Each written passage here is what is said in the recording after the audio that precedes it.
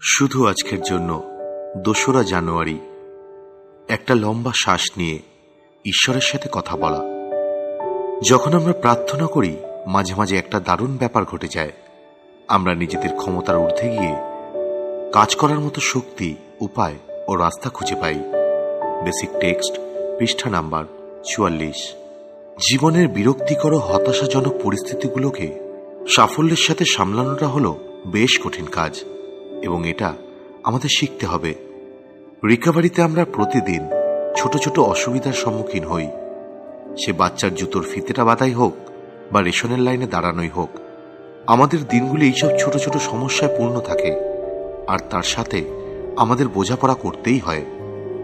যদি সতর্ক না থাকি, তাহলে দেখা যাবে যে একদিকে আমরা দাঁতে দাঁত পিষে গায়ের জোরে সমস্যাটার সমাধান করতে চাইছি, আর অন্যদিকে নিজেকে অনেক জ্ঞান দিচ্ছি যে এই সমস্যাকে কিভাবে সামলাতে হয়। হয়তো এটা সমাধান করার খুব বাজে রাস্তার খারাপ একটা নমুনা, কিন্তু আমাদের অবস্থা এতটা বাজে না হলেও আমাদের আরো অনেকটা শেখার দরকার রয়েছে।